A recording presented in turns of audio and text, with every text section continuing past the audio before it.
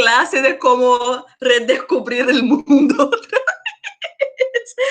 Buenas noches oficialmente. Bueno, estamos acá hoy día en nuestra última clase de un curso llamado Literaturas de Lenguas Españolas 2. Es un curso que tiene que ver con la formación, con los cimientos de la literatura hispanoamericana. Como este fue un curso escueto, hicimos este recorrido, empezando por el Popol Vuh, pasando por las cartas de Cristóbal Colón y llegando hasta el barroco, que fue nuestro último punto de parada, tratando de ver cómo se daba este desencuentro, que suele ser llamado de encuentro de mundos, y cuáles son los límites y las posibilidades de la traducción, ¿no? Porque los invasores llegaron con otra lengua, no conocían las lenguas originarias y parece que hasta hoy desconocemos mucho de dichas lenguas y dichas culturas, ¿sí? Bueno, haciendo un poco la contextualización de qué punto del viaje estamos, me gustaría decirles que hoy es una alegría tener acá una invitada muy brillante, ella que es profesora, narradora, investigadora y editora cartonera de La Gruxita Cartonera, como ustedes pueden ver el recuadro ahí detrás. Hoy va a charlar con nosotros a partir de este recorte que hicimos en el curso, pero va a recortar aún más a partir de una perspectiva contemporánea, ¿sí? Bueno, voy a decir el nombre de la conferencia que ella ha preparado para charlar con nosotras y le voy a pasar la palabra a ella. Ella se llama Tania Toledo y la conferencia se llama Desencuentro de Mundos y una semántica de la resistencia. Así que agradezco mucho, mucho, mucho, Tania, tu presencia acá. Y es una alegría reverte de este lugar, así como escuchándote desde, no sé, desde un pupitre, así como para aprender con vos. Muchas gracias por estar acá. ¿Sí? Hola, buenas noches a todos y todas. Gracias, Flavia, por la invitación. Gracias a todos por estar acá y por hacer estas clases que en realidad son un aporte a la puesta en cuestión de nuestro canon y de un montón de discursos hegemónicos, así que ahí vamos construyendo un poquito. Y bueno, les cuento más o menos lo que voy a hacer. Este recorrido que planteamos viene de investigaciones previas de mi objeto de interés, que es la literatura mapuche contemporánea. La comunidad mapuche, cuya traducción sería gente de la tierra, es una comunidad indígena muy poderosa en su momento que abarcaba el sur, centro y sur de lo que hoy es Chile y Argentina, el sur del continente americano. Y pese a siglos de recolonialización, son una comunidad que sobrevive y se va afianzando en nuevos territorios, ¿no? Voy a empezar a proyectar y empezamos a compartir un poquito de qué va la cosa, ¿sí? Voy a tratar de hablar despacio, a veces me acelero, les pido disculpas con anticipación, pero voy a intentar ir a un ritmo comprensible, ¿ok? Bueno, voy a compartir y cualquier cosita, si no se ve bien, me avisa, Flavia. Ok.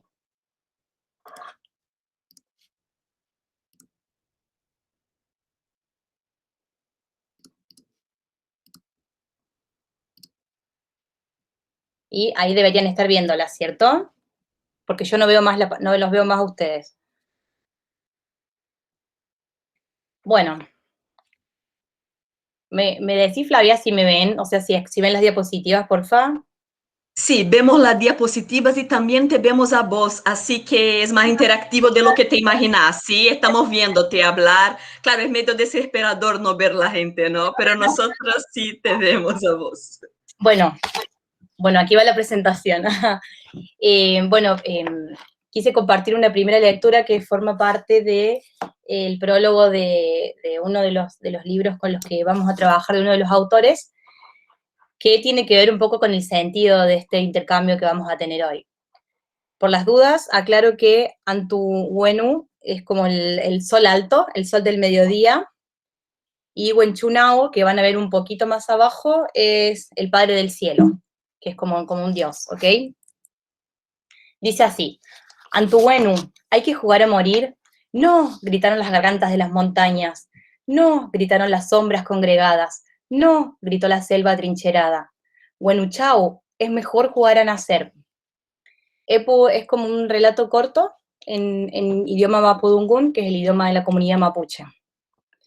Como para interiorizarnos un poco antes de hacer un intercambio de lo que considero estrategias u operaciones de resistencia semántica, voy a contarles un poquitito cómo ha sobrellevado los últimos siglos la comunidad mapuche, por lo menos en la región chilena, que es la que he investigado más. Hay 4 periodos, esta es la parte aburrida, pero después se pone mejor. Hay 4 periodos que son trascendentales en el desarrollo discursivo y político de estas comunidades. El primero es la pacificación de la Araucanía, alrededor de 1860, que coincidió con lo que se llamó la conquista del desierto en la Pampa Argentina, que, bueno, fue lo que prevaleció a algunos procesos independentistas en todo el continente. Que bueno, eso fue el primer desarraigo de las comunidades y las primeras matanzas dirigidas específicamente a las comunidades del sur del continente. La diáspora mapuche, que es el bloque histórico que vamos a destacar, está mucho más cerca, porque fue en la década de los 60, de 1960, en que luego de muchos intentos de participación política, la organización decae y, bueno, muy poco tiempo después, la dictadura, el proceso dictatorial de la mano del general Pinochet, terminó por despojar absolutamente de las tierras y cualquier derecho ciudadano a estas comunidades indígenas. Y hay una frase muy importante que creo que puede ser el punto de partida para el intercambio de hoy, que fue una declaración que el mismo Pinochet hizo, que dijo textual que a partir bueno, de este momento solo existían chilenos, dice. Lo dijo, que salió en el diario en una conferencia de prensa: hoy ya no existen mapuche porque somos todos chilenos. Ese fue el punto de partida de una persecución sistemática, ¿no? Y bueno, en ese momento muchas tierras que pertenecían a las comunidades fueron despojadas, muchos títulos negados, y se entregan esas tierras a empresas forestales, que son las que todavía están explotando la tierra.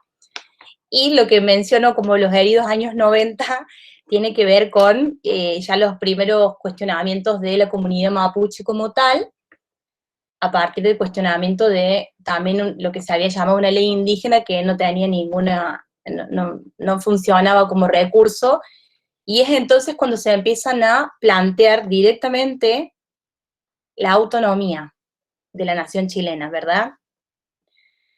Lo primero que podemos plantear a partir de este devenir histórico, que en realidad considero que son nuevas formas de colonización, es preguntarnos, como dije al principio, mapuche significa gente de la tierra, estamos hablando de un basamiento cosmogónico en la vida en comunidad y el trato con la tierra. Entonces nos preguntamos cómo se posicionan estos sujetos frente a la nueva realidad circundante y frente a una imposición que, como ven aquí abajo, por la razón o la fuerza, es el lema del escudo oficial de Chile. Bueno, me pareció muy importante también destacarlo.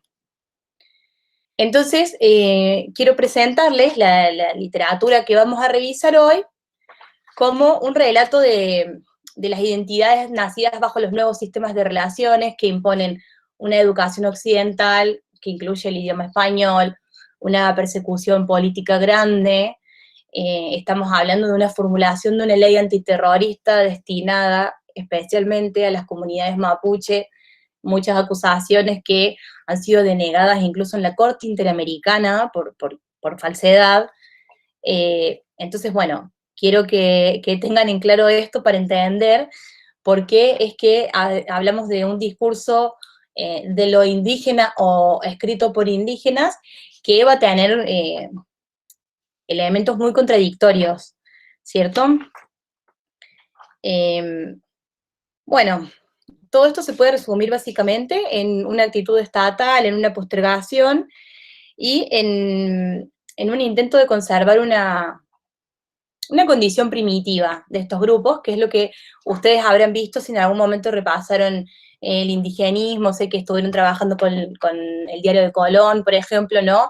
Cómo se primitiviza, se folcloriza, se mantiene en una fantasía colonial la figura de sujetos activos, ¿verdad? Entonces, teniendo en cuenta que vamos a lidiar con dos proyectos de nación, vamos a repetir una pregunta que hizo Fernando Pairicán, un historiador chileno, también en una presentación, que es, ¿qué es ser mapuche luego de la ocupación de las tierras y un siglo de intentos de asimilación forzada? Si teníamos una zona, si teníamos un tipo de vida en comunidad, si teníamos una economía respetuosa con la naturaleza, si teníamos un discurso ancestral, una religión propia, ¿cómo es que somos mapuches después de que nos quitan todo eso? ¿Cierto? Y aquí quiero hacer, para empezar a tono con sus clases, una analogía o un ejercicio que me gusta llamar de justicia semántica, que David Aniñid Guilitraro, uno de los dos poetas que voy a trabajar, ya les voy a contar por qué, hacen con Llegaron despacito, una novela del guatemalteco Monteforte Toledo. No sé si la habrán leído, pero fue escrita en los 60 y, a diferencia del indigenismo, provoca un choque discursivo muy importante porque en esa novela el no blanco, el criollo, el indígena, se vuelve sujeto de lucha, deja de ser un sujeto pasivo, y es uno de los primeros planteos, si bien escrito por blancos, que posiciona a las comunidades originarias en otro lugar. Bueno, el inicio, ¿no? La entrada, oh, perdón que el mouse es, la entrada gráfica de Y llegaron despacito, que es igual que la novela, y el ritmo del final, que pueden ver que dice, y llegaron despacito. Tiene mucho que ver con esta idea de una invasión sistemática que ha perdurado, y en este caso hace una analogía también muy precisa con la fuerza policial, bueno, que es la que instituye, digamos, el orden en Chile. Entonces, bueno, lo vamos a leer rapidito, pero lo voy a cortar un poco más de lo que está. Que dice, y llegaron despacito como el sueldo de fin de mes, llegaron despacito como dando un tiro de gracia a mi muerte que ya se acercaba. Y abajo dice, llegaron despacito con su fierro 38 milímetros, que es un arma, llegaron despacito con sus trajes Boy Scout, color verde opaco, que Paco le dicen a la policía, y zapatito bien lustrado, llegaron despacito a maniatarme las manos, las hojas y un sueño. Y llegaron despacito. Y ya que hablamos del discurso indígena, indigenista, ¿qué es lo que pasa con las escrituras de los indígenas? La escritura de lo indígena. También tenemos un proceso que voy a repasar someramente, que es el de la tradición oral, hecha por la voz blanca, por la voz hegemónica, el de la traducción, perdón. La tradición oral, lo que puse al principio, tiene que ver con que desde la comunidad mapuche no se plantea la escritura directamente. Los cantos, los gul se transmiten de generación en generación y no es algo que se escriba. Ahí ya tenemos el primer conflicto que tiene que ver con la difusión. Las traducciones, me corrijo con lo que empecé, son aquellas que hacen los sujetos hispanohablantes, que la verdad desconocen un montón el contexto de formulación, el trasfondo cultural, no hay precisión en la traducción. Y luego hubo otros conceptos que sirvieron para acercarnos un poquito a lo que queremos hacer hoy, que es el concepto de etnoliteratura, que no termina de cerrar porque no nos limitamos a un cruce idiomático, a una cuestión étnica, sino que hay un trasfondo político. Eso fue en los 2000 más o menos. Hubo pensadores como Iván y Hugo Carrasco, muy importantes para el estudio de esta literatura, Y ya por el 2015, Roberto Arroyo, otro pensador, pone la figura del autorretrato.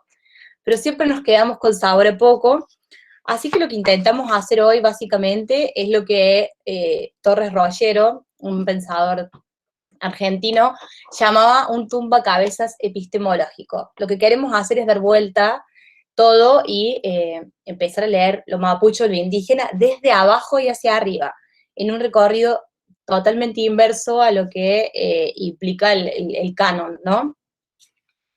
Y hoy vamos a trabajar con dos autores, David Aniñir y Javier Milanca, dos autores mapuche que tienen un contexto particular. David Aniñir es un mapuche nacido en la capital, y Javier Milanca es nacido en el sur, en la región de los lagos, pero es mestizo. Me parece maravillosa su condición de híbrido, y la escritura hace lo mismo. Los dos nacieron, su lengua nativa fue el español, y mientras que David traducía, aprendió el mapudungún ayudando a su madre a escribir cartas para sus parientes, Javier da clases de español y de mapudungún porque es profesor e historiador.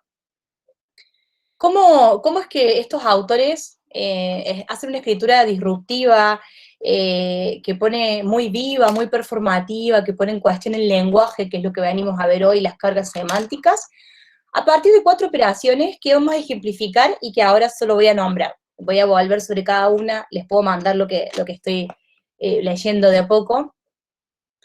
Primero, desde las reconstrucciones del lugar del decir. Hablo de la historia de una supervivencia porque se cuestiona a priori todo lo que implica el discurso colonial. Segundo, las formas de nombrarse, de autoadscribirse, tanto lo negativo como lo positivo, y de ser nombrados por otros. En tercer lugar, usando un lenguaje multiforme, es decir, híbrido, combinado, ambiguo, como espacio de autoidentificación. Y la cuarta operación tiene que ver con la forma de repensar el territorio, que fue un acto obligado, pero se fue resolviendo de algunas maneras. Bueno, ahora vamos a leer algunos textos que tienen que ver con lo que Homi Bhabha, que es un pensador indio que también trabajó la filosofía y el lugar de la cultura desde su espacio, desde su lugar como inmigrante, que habla de lugares incómodos del decir, ¿no?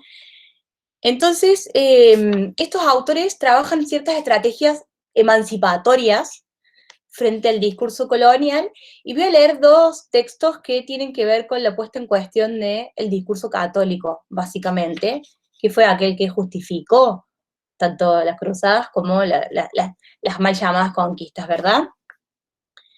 El primero es un texto de Javier Milanca, que es una narración, que es una invitación a repensar esta figura de un Dios castigador, ¿no? Y dice: mejor bajamos a ese Jesús, lo desclavamos, lo dejamos descansar, lo acurrucamos en nuestro bosque o cerquita del fuego, para que escuche en silencio nuestras profecías. Que se venga, que nuestro rehue no tiene clavos. Que se venga con nosotros, aquí no explotamos al hombre por el hombre, aquí no destripamos la tierra. Voy a cortar un poquito. Dice: mejor será que bajemos a ese Jesús y que su sangre no siga culpando. Vente, Peñi Jesús, ahora que muchos están en la cárcel. Vente, Peñi Jesús, ahora y en la hora de todas nuestras muertes. No diga amén, diga Marichihueu. Marichihueu significa 10 veces venceremos. Y el otro texto, que es una suerte de recapitulación del Padre Nuestro, de la mano de... Ania, por Sí. favor, solo quisiera preguntarte qué significa reue. Rehue es como un espacio sagrado, como un espacio de comunidad cerradito que tiene que ver con un espacio de acogida que podría, de alguna manera, compararse con la iglesia, pero que tiene una configuración completamente distinta y más ligada a la idea de comunidad y de materialidad, de tierra, estamos hablando de un espacio con un fuego en el que se intercambian sabidurías ancestrales, pero acá hace el juego de comparación con lo que sería el espacio de la iglesia, ¿sí? Dale, perfecto, gracias. ¿Está bien? Sí, siempre me pueden interrumpir porque yo voy traduciendo algunas cosas y a veces otras quedan y las podamos conversar, por supuesto, todo lo que ayude. Ay, por favor, ya que estamos, ¿qué significa Peñi? Peñi es hermano cuando hablan de varón a varón, y si es de mujer a mujer o de varón a mujer, es lamgen, pero tiene que ver con, no una hermandad como cuando uno dice, hey amigo, tiene que ver con algo mucho más familiar, cuando uno se trata de Peñi o de lamgen, tiene que ver con una invitación de más acogida, con más cariño, ¿sí? Dale, muchas gracias. De nada.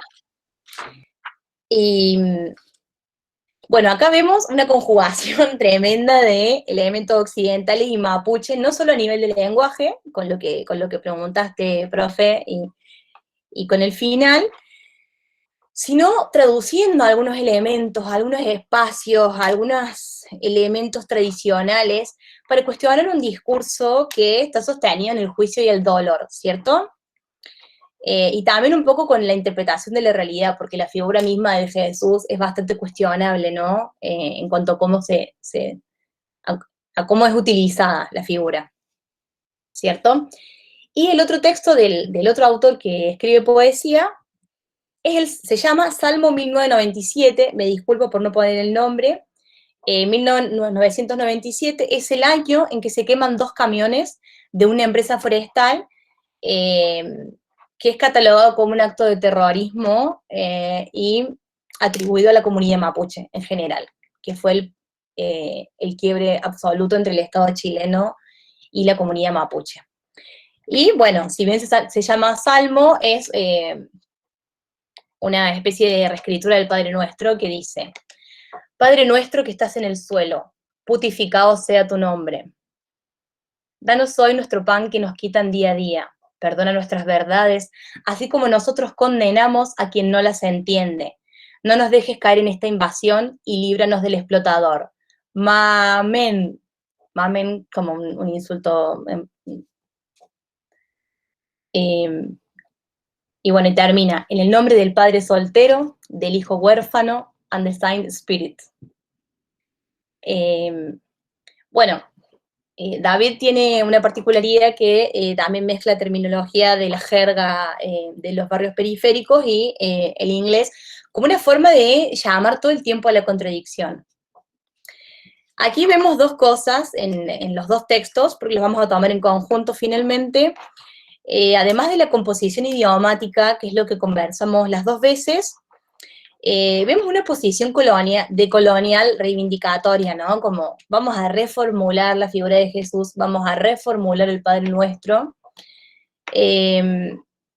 como una postura política de visibilización, como con su discurso nos vamos a posicionar nosotros. Y bueno, esta ambigüedad de la escritura tiene que ver también con mostrar que hay nuevas identidades que son mucho más complejas y no la del indígena primitivo, ¿no? Y finalmente la transformación del amén, que el hebreo se traduce como así sea, como un símbolo de sumisión, de aceptación, de fe. Acá se traduce de 2 maneras. Primero, el 10 veces venceremos, ¿no? En el texto anterior, Marichihueu, que es como una forma de posicionarse como sujeto activo, sujeto de lucha, y no desde esta posición sumisa que pueden ver aquí cuando dice, vente Peña y Jesús y pelea con nosotros, pues ya no nos quedan mejillas que colocar, como la otra mejilla. Y en el caso de David directamente es un insulto sexual, con un giro sexual, que despotrica completamente este gesto de asimilación, lo niega por completo de otra manera, ¿cierto? Podemos hablar de una estrategia, ¿no? De referencia social que viene a desdecir los discursos de la conquista. Ahora vamos a la segunda operación, que es la forma de nombrar y ser nombrados. Como no podemos extendernos tanto, les voy a pedir disculpas y les voy a pasar los textos si los necesitan, pero vamos a ir con elementos concretos. Estamos hablando siempre de sujetos en tensión, ¿no? Una nueva generación mapuche, nuevos agentes sociales que tienen un poco de esto y un poco de aquello, un poco de ciudad y un poco de su remoto, un poco de mapudungún y un poco de inglés y un poco de jerga, ¿cierto? Y el mapudungún en el medio también resignificándose. Hay un problema de identificación desde el vamos. Y esto se traduce de varias formas. Primero, bueno, con esta operación que vamos a mencionar ahora, que tiene que ver con formas de nombrar que tienen una carga simbólica, muchas veces reconocible para el lector y muchas veces no. Pero es trabajo del lector buscar ese significado, de la misma manera que ustedes me pueden preguntar a mí.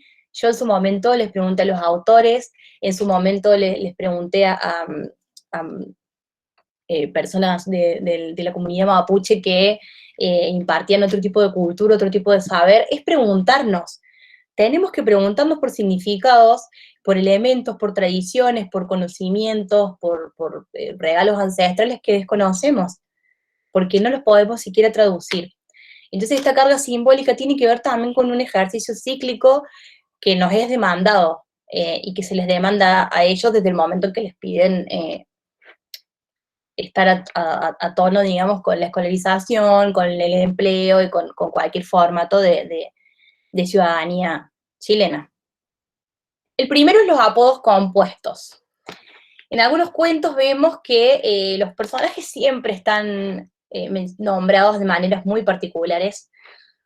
Uno es el Lumalonco, cabeza dura como la luna, que es un personaje que es un porfiado, que siempre está a la defensiva, que los indios, y siempre defendiéndose de un discurso que lo ataca, que siente que lo ataca todo el tiempo. Malenco, doncella de agua, es el título de un poema que habla de una niña que está por nacer, que está en el líquido amniótico, y viene a nacer a una sequía, ¿cierto? La mitología mapuche habla mucho del transcurso del agua que baja de la cordillera y va a morir al mar. Hay, de hecho, un mito de Tren Tren y Caicay, que es una pelea de la tierra desértica con el mar, con el agua, en personajes míticos.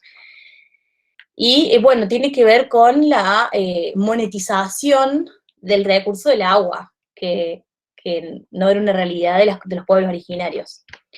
Luego están las concepciones de Mapurbe, que es el mapuche urbano, y en el caso de Mapulais, lais de lacio, de pelo planchado, que tiene que ver con un personaje bien gracioso que está todo el tiempo pegado en la computadora, pero es mapuche, ¿cierto? Después, mediante la descripción de las complejidades, y acá voy a leer una bien complicada, que es parte de un poema que se llama Perimontú, cuya protagonista se describe como una machi, que es una autoridad ancestral, una machi en actitud hardcore, una minosa punks atrevida, mapuche 2.0, una machi de la pobla, una hermosa mapunki borracha, cosmogónica, Dulcinea de la fábula terráquea, una machi mapurbe con actitud sorpresiva, guacolda de la snaki. Tenemos de todo acá, tenemos una machi autoridad ancestral, actitud hardcore como muy, muy punk, minosa de mina, de linda, punks de punk, pero como siempre cuestionando el idioma, mapuche 2.0, mucha tecnología, una machi de la pobla, es decir, de los barrios de la periferia que se llaman poblaciones, bueno, una hermosa mapunki, cosmogónica Dulcinea, como la Dulcinea del Quijote de la Mancha, y la Guacolda de la Snaki, Snaki es esquina invertido, y Guacolda es un personaje mapuche histórico muy importante, que tuvo que ver con las peleas reivindicatorias. Así que para que vean más o menos cómo se manejan estos nuevos discursos de lo indígena. Otro proceso... Tania, una observación, estoy riéndome acá, la verdad, porque es gracioso, ¿no? Y no, es una pregunta, la verdad. parece que hay, es el barroco, ¿no te parece? Como, es como una descripción barroca, así como, no sé, porque nuestra última clase justo fue sobre el barroco y no sé, me quedé, es como una descripción barroca, como muy... La carga abrupta para el lector, la carga semántica abrupta, es sello de estas nuevas escrituras. Hay una necesidad de, no alcanzan las palabras para decir lo complicado que es esto. Entonces sí, totalmente, es una actitud completamente barroca porque es una necesidad en realidad, ¿cierto? Pero sí, igual estuvo buena la observación, no la había hecho porque siempre analicé por otro lado, pero sí, re. Sí, es chistoso al final, ¿no? No sé, como, no sé, me produce risa, la verdad, no sé. Vamos adelante para que conozca Dale. más. En términos con carga semántica, ¿no? Se nombra mucho a los wincas, a los invasores, que a veces tienen que ver con ciudadanos con una actitud negativa, al indio, al mismo protagonista como indio. Hay un uso de artículo que es re importante esto, antecediendo los nombres. Es el Mapurbe, la Mapulais, la Mapunki, la Malenco, el Lumalonco. En Chile y un poco en Argentina, por lo menos acá en el centro serrano, uno dice con cariño, ¿no? La Flavia. Y tiene que ver un poco con salirse de ese lugar del intelectual que escribe y con activarse como parte de estos recorridos, como protagonistas, los mismos autores, y tiene que ver también con algo que ha confesado muchas veces, que es la reminiscencia a personajes reales, ¿no? Del barrio, que conocen. Pero esta posición me parece muy importante, que es un simple uso de artículos, pero que se sostiene mucho en toda la escritura. No sé si las alumnas, los alumnos se acordarán, pero en español no utilizamos el artículo definido antes de nombre propio. A esto se refiere la Tania. Mire, yo digo la Tania. Claro. Es porque en portugués sí siempre utilizamos, Tania. Sí. Bueno, es como este gesto de cariño, ¿no? De ser parte de la misma escritura como autor. Pero en Después, Córdoba se utiliza mucho, ¿no? El artículo. acá sí, en Buenos Aires no, pero Sí, acá sí, sí, totalmente. esto notaba yo la diferencia. Sí. Bueno, otra operación es el uso de, bueno, el uso no, la recurrencia a personajes históricos. Por ejemplo, ¿no?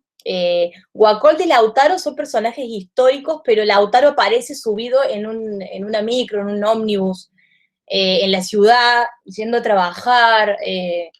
Aparecen como, son personajes históricos, pero situados en el presente de la ciudad.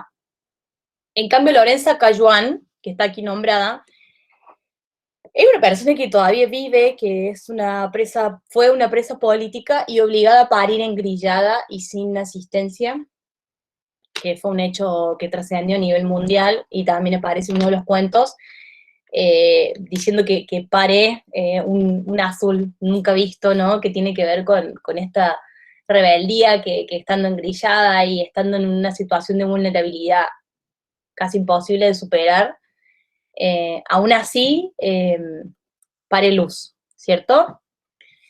Y bueno, la otra forma, la otra operación con carga simbólica se establece con las maneras de ser nombrados por el otro.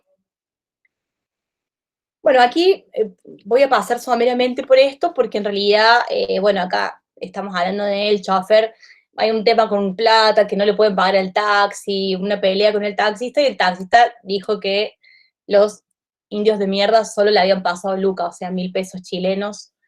Y acá abajo, también, la cara de indio silencioso y desconfiado, se conversaba que los que llegan del sur siempre traen algo a cuestas, un par de muertos, parte de un relato que se llama El Inmortal. Pero me interesa avanzar al que sigue, que es parte de un texto, un poema que se llama Indio no estandarizado, pero que, bueno, estas siglas se corresponden con el Instituto Nacional de Estadísticas, que es el que hace el censo, y que cataloga como pueblos originarios a un sector de la sociedad, y el mismo instituto define a los pueblos originarios como aquellos que tienen una forma de vida determinada, con una economía determinada y viven en un lugar determinado. ¿Cómo es posible autoadscribirse la categoría de pueblo originario si te echan de tu tierra ancestral, si no te permiten la vida en comunidad, si no te permiten hablar en tu idioma? Entonces, las mismas instituciones nacionales te están preguntando si sos mapuche, pero te están diciendo que no existe ser mapuche, que no hay posibilidad, es inviable completamente. Entonces se toma con esa ironía este poema, que es un poema que David Niñir, el poeta, declamó con un megáfono frente a la Moneda, a la Casa Presidencial de Chile. Voy a leer un poquito de algunas acepciones. Después se les puedo pasar las lecturas siempre que me lo pidan. Según el Censo de Población y Vivienda realizado en Chile, usted se considera borracho, piojento, cabeza de palo, malas pulgas, aborigen, incivilizado, terrorista, bla, bla, bla, guerrero, indómito, raza inferior, indio culiado, que es un insulto, araucano, porque se los llamaba araucanos, como a todos, a los mapuches, a todos los otros, a los de la zona, se los llamaba igual por los árboles, por las araucarias. Y aquí tenemos un punto muy interesante, porque toma todas las acepciones negativas que recibe un sujeto o una sujeta mapuche, y al final instala una reivindicación, no les quita potencia a todo esto, que es lo que dice en la siguiente diapositiva, que es como termina el poema, y dice: acepciones nunca consultadas a bocas mapuche. ¿Qué otro descalificativo te queda por nombrar racista fuck triñuki? Que te quede claro, demórate un poco más y di mapuche, la boca te quedará ahí mismo. Es súper potente esto, ¿no? Cómo hay que afirmar el decirte mapuche, ¿no? ¿Cómo cuesta tanto como comunidad asumir una identidad particular, con un poder particular, discursivo, político, religioso, económico, ¿cierto? Entonces, este cierre le quitó potencia a todos los insultos, porque el poema es mucho más largo de lo que vieron, sintetiza, pero un montón de cosas que son parte del imaginario social común y corriente, y termina acá, afirmando este ser, esta identidad, ¿cierto? Tania, una pregunta, ¿qué significa triñuque? Lo que pasa es que tiene que ver, ay, lo tenía anotado porque me tenía estudiado el tema. No, tiene que ver con, porque el ñuque es como cuando se tratan entre iguales, ¿cierto? Entonces el triñuque es una forma irónica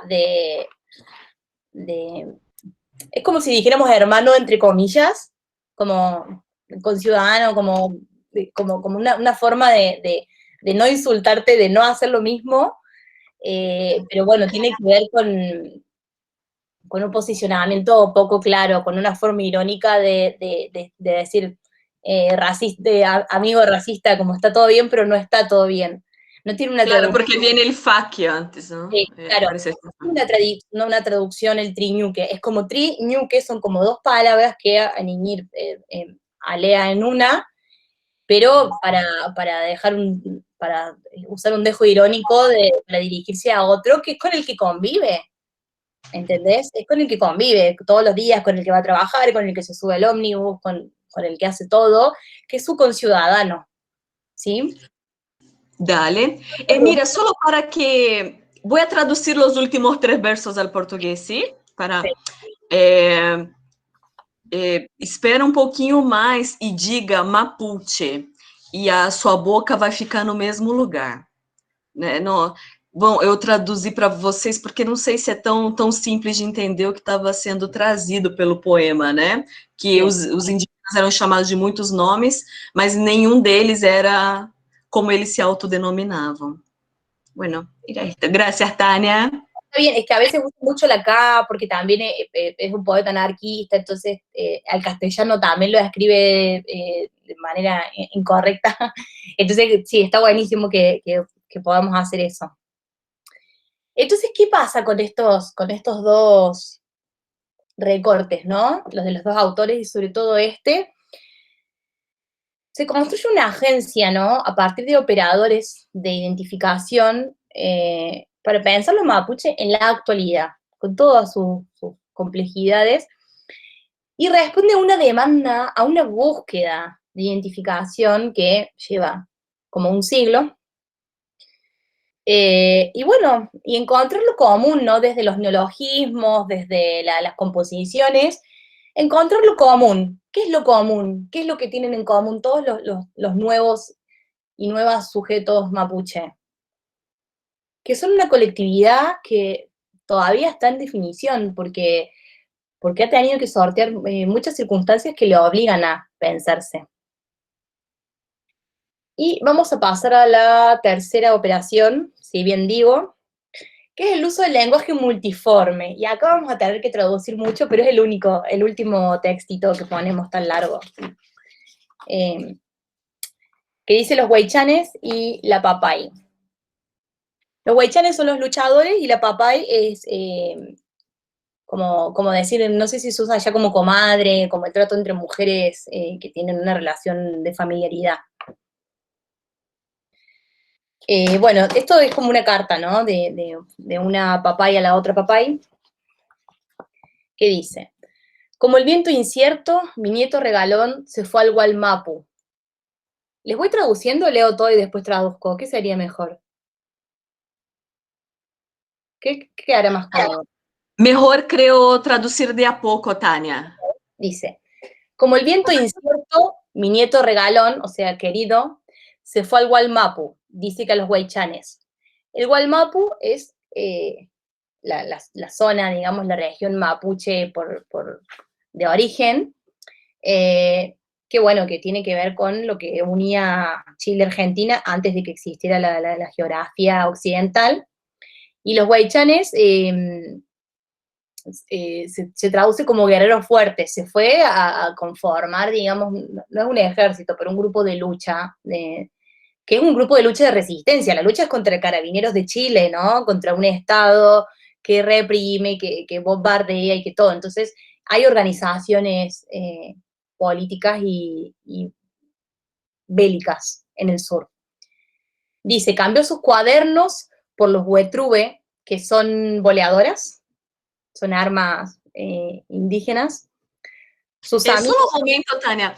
Los carabineros de Chile son la policía. Lo que ella está diciendo es que los mapuches tienen grupos de resistencia en contra de la policía, cosa que, no sé, acá en Brasil yo no me imagino algo así, no sé ustedes, como es algo bastante distinto a nuestra realidad, ¿no? Sí, sí, totalmente. Bueno, cambió sus cuadernos por sus huetrue, que son las boleadoras, sus amigos por sus cona, que son, se traduce como valientes. Se despidió para irse al sur, que aquí no podía seguir viviendo.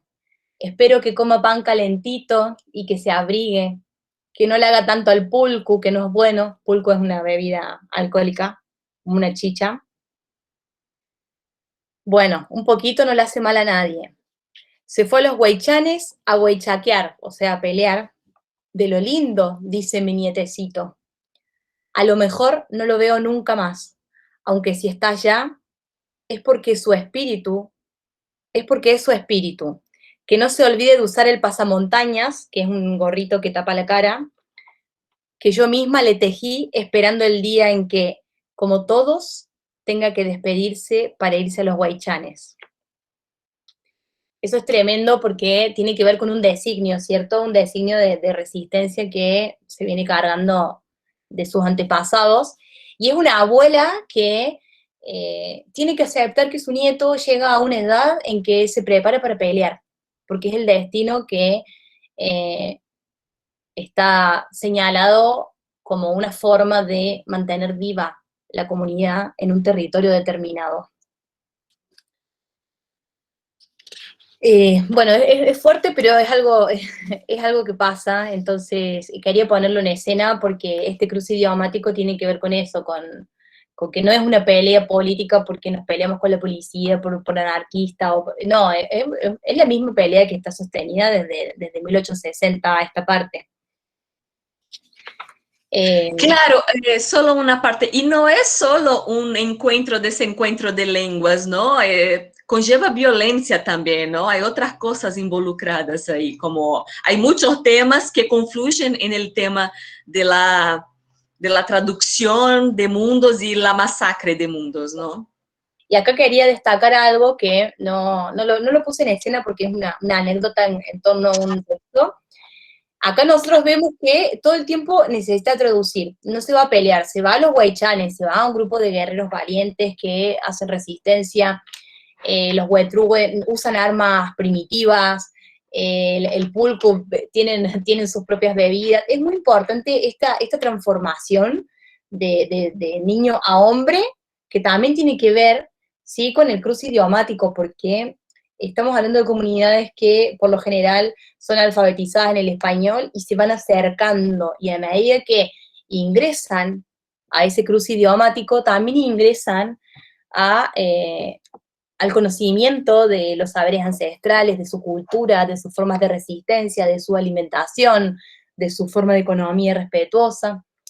Esto está relacionado estrictamente con otro cuento, que no lo puse porque no hacía falta, que se llama La Mancha de los Pichiqueche, que son los niños, y que relata el juego de dos niños que estaban jugando con maqui, que es un frutito que deja una mancha un poco rojita, y se estaban tirando maqui y estaban jugando con la gallina, con el chanchito, y toda una vida de campo, que es la que tienen las comunidades originariamente, y pasan helicópteros disparando.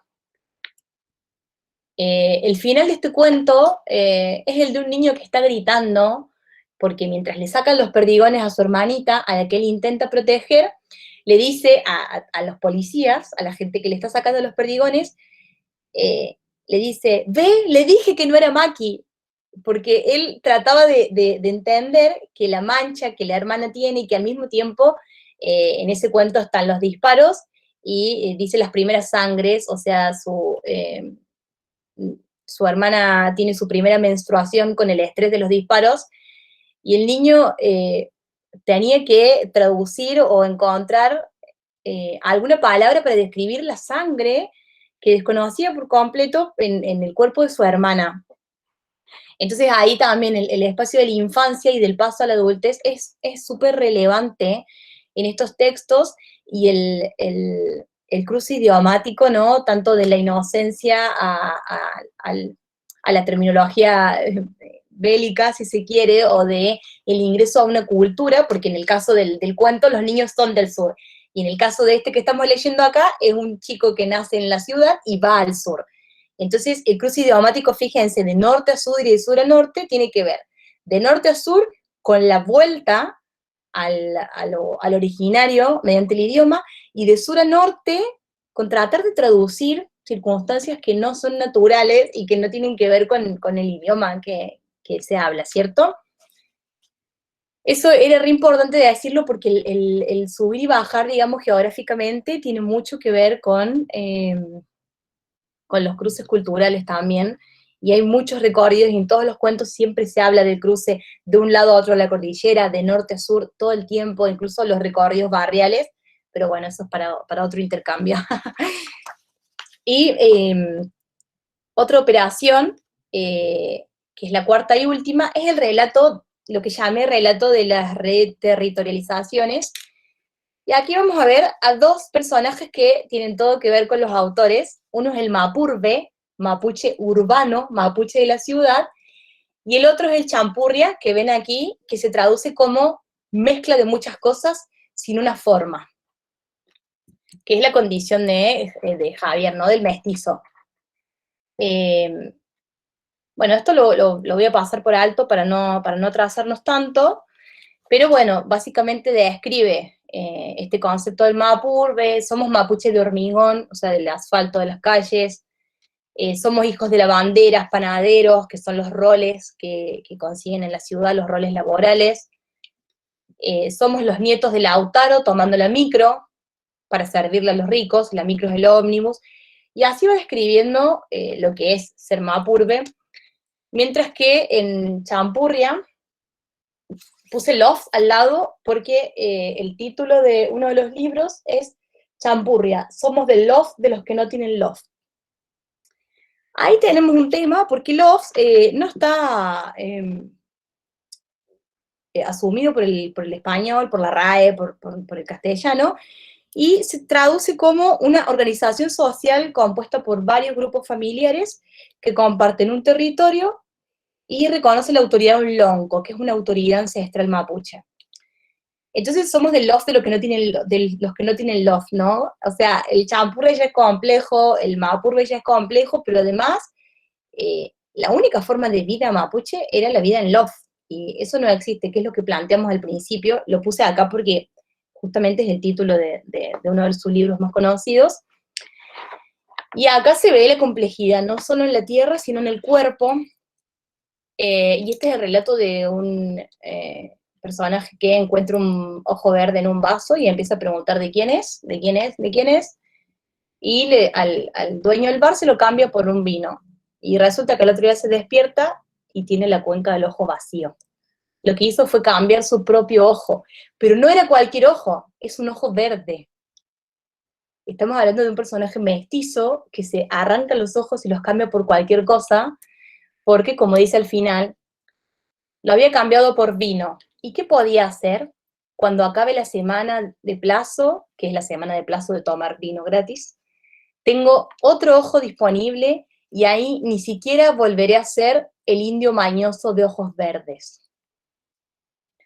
Eso también da para otro intercambio desde la biopolítica, pero tiene que ver con esta definición del champurria.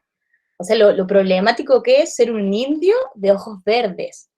El sentimiento de pertenencia completamente perdido en esta figura del champurria, desde el cuerpo, y en la figura del mapurbe desde su habitabilidad, desde su lugar de vida, ¿sí?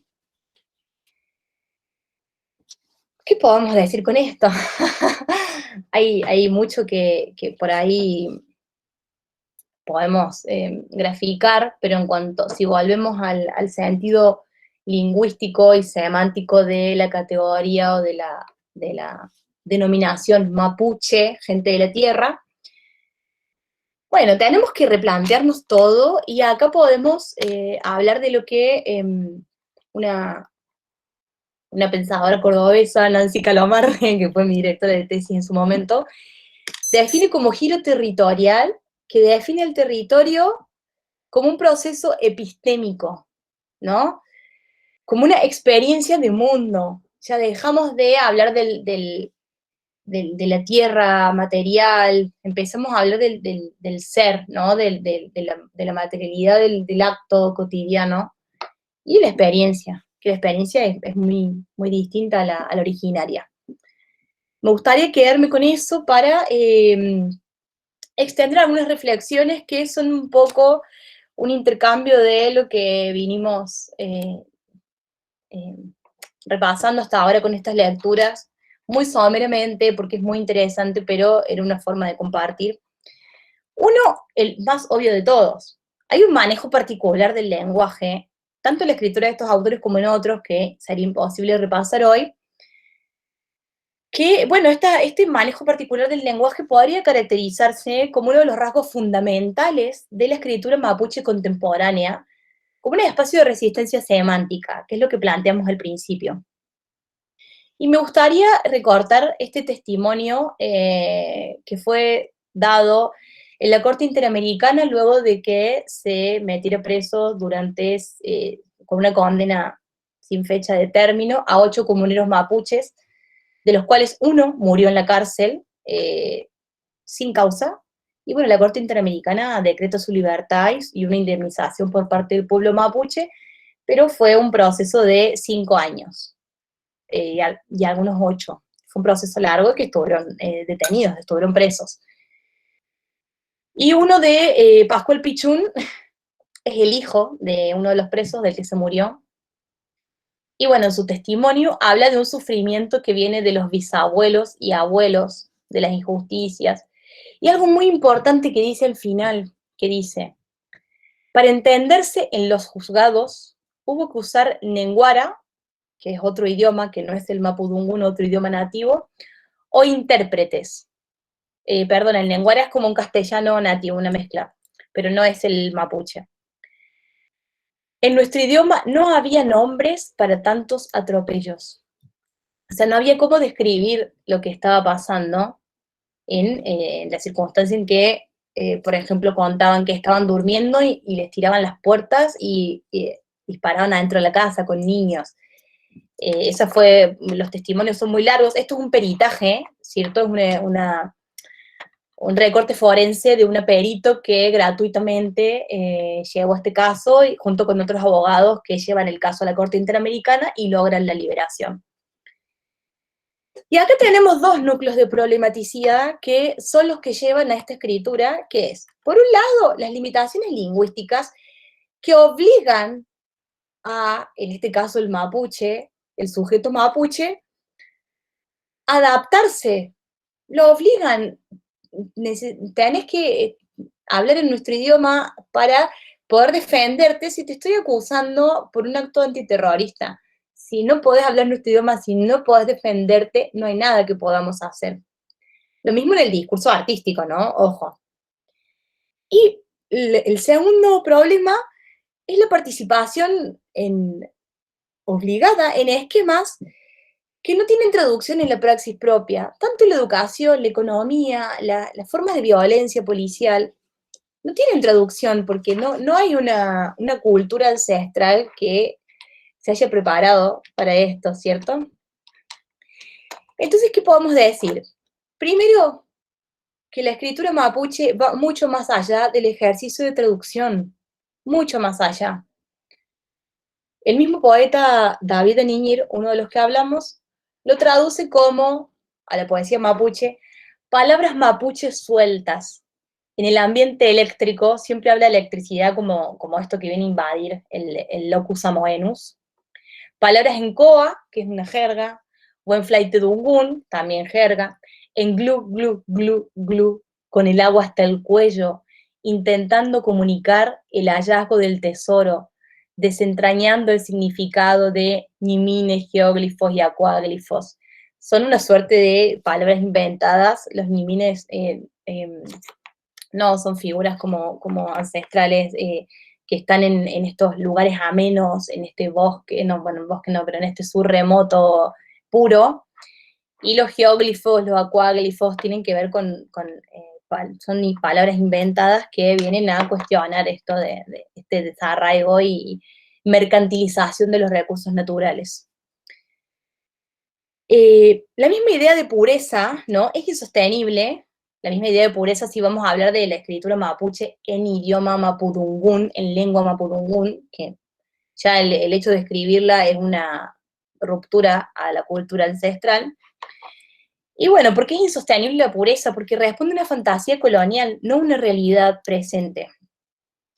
El híbrido, la escritura híbrida, el sujeto, el lenguaje residual, que tiene un poquito de esto y un poco de aquello, problematiza la enunciación desde una necesidad expresiva.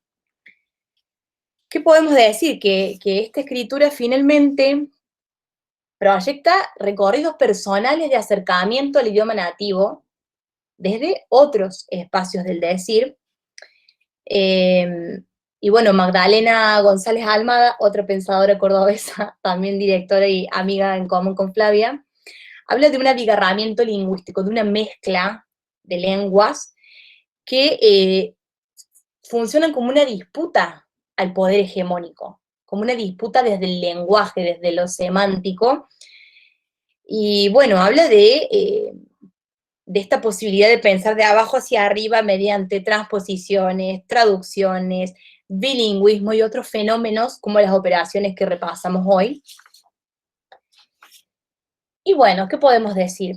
Que es una estética imposible de separar del extratexto, del contexto, porque da cuenta, narra, poetiza una experiencia particular que yo desconocía hasta antes de mi investigación y hasta antes de vivir en Chile y ver con mis propios ojos banderas mapuche en marchas políticas, de ver con mis propios ojos ceremonias mapuche en medio de la ciudad, descubrir un lugar, ser invitada, ir, ver una fogata a una abuelita contando en su idioma lo que le habían transmitido las generaciones anteriores. Ni siquiera sabíamos que existían estas experiencias si no estamos ahí.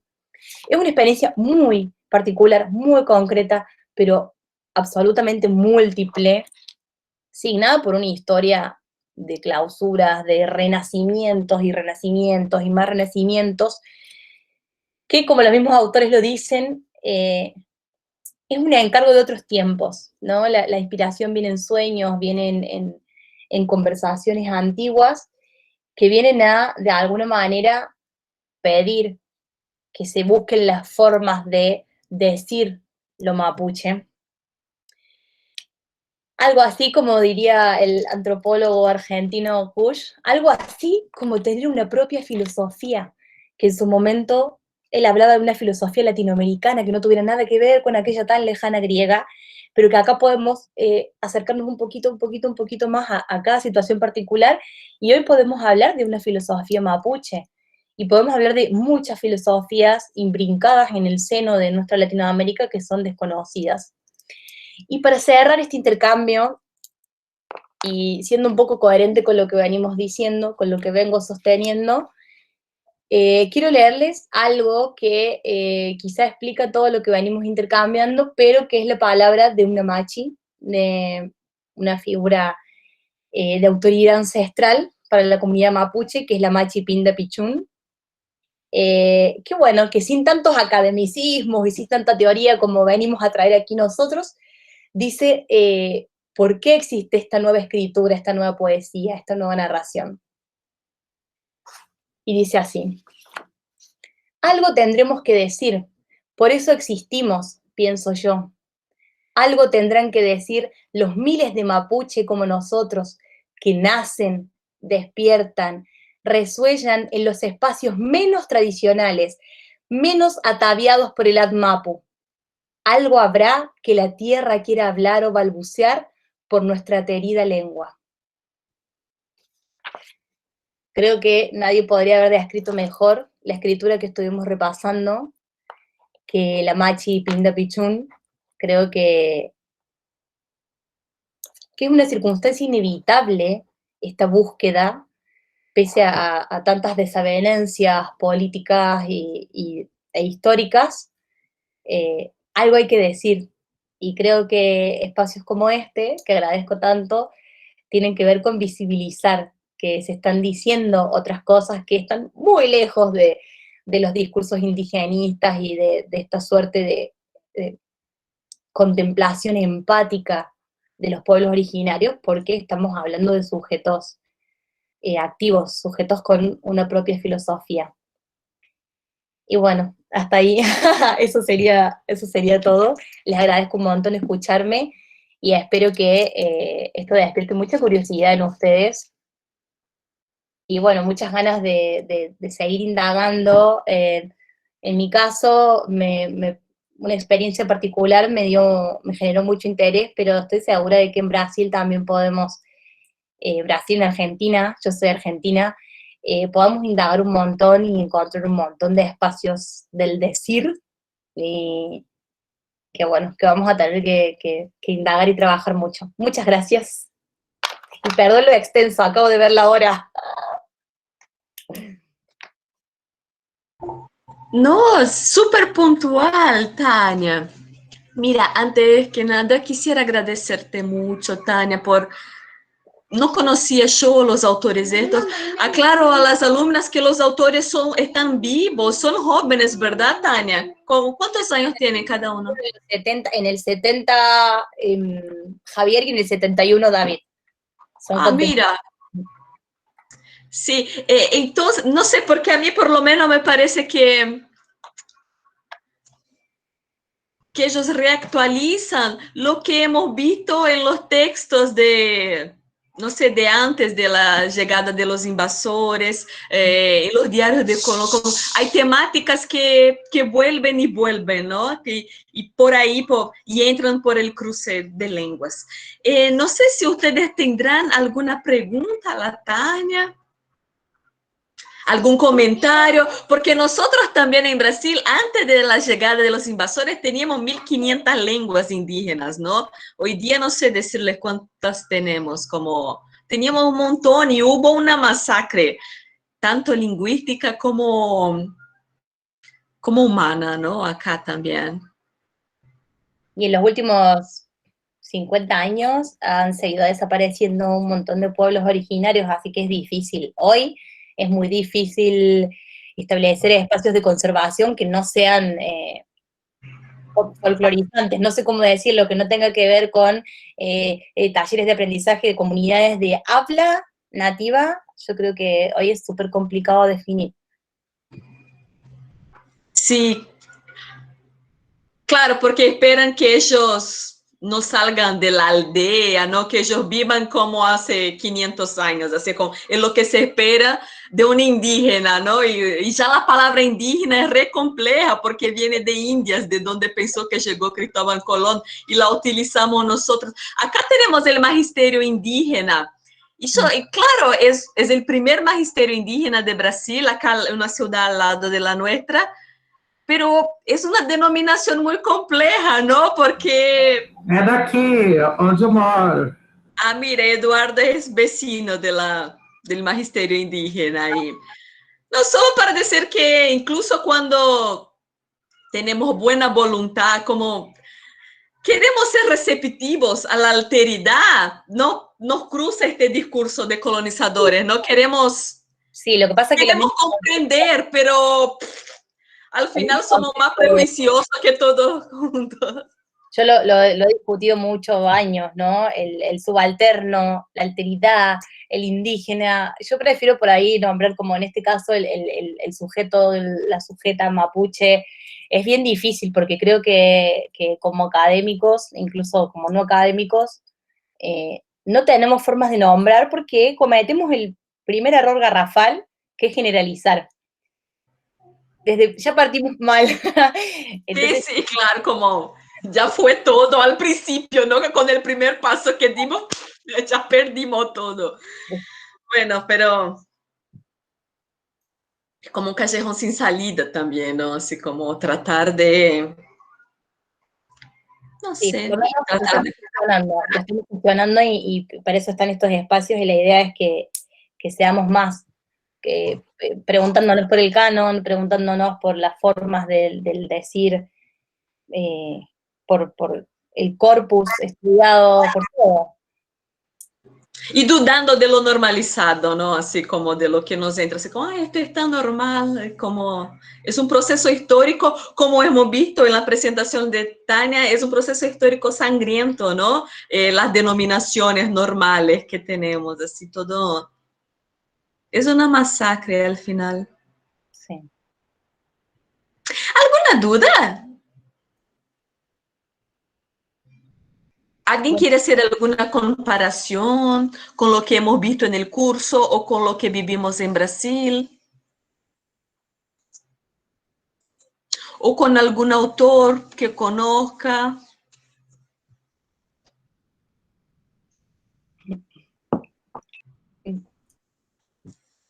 ¿Nadie quiere hablar nada?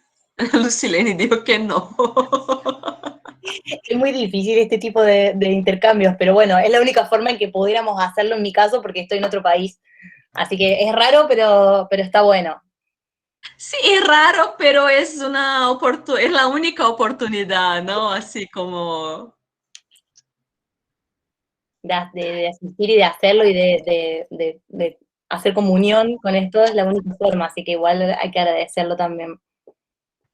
Bueno, Sí. yo sí les interesa, bueno, la proyección sé que no fue muy buena porque uno estudia mucho, pero no estudia mucho las herramientas tecnológicas, pero si quieren les puedo pasar más o menos el recuento de lo que hablé hoy, un par de paginitas más o menos que a partir de las cuales también pueden consultarme o buscar información. Si les interesa, se las puedo mandar también. Si las quieren, se las mando a Flavia. Y bueno, y cualquier cosita, igual les puede dar mi correo. Bueno, si les interesa indagar el tema, nos encanta hacerlo, así que no hay problema.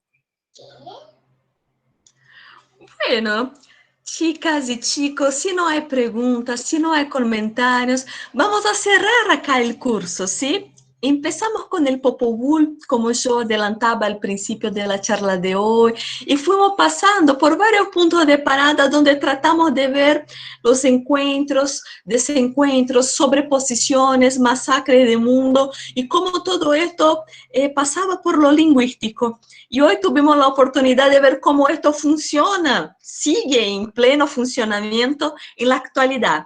Así que muy agradecida a todas, todos ustedes que estuvieron desde diciembre tratando estos temas en estos encuentros, y muy agradecida a la Tania por venir a cerrar esta reflexión, aportándonos algo de la contemporaneidad, algo que también desconocía yo, así que muy feliz de aprender junto a mis alumnas, ¿sí? Muchas gracias a todas y a nuestra conferencista de hoy día. ¿Sacamos una foto? O no sé. Voy a dejar de grabar ahora, les dejo buenas noches. ¿Cómo se para la grabación? No sé. Aquí. Interrumpir grabación.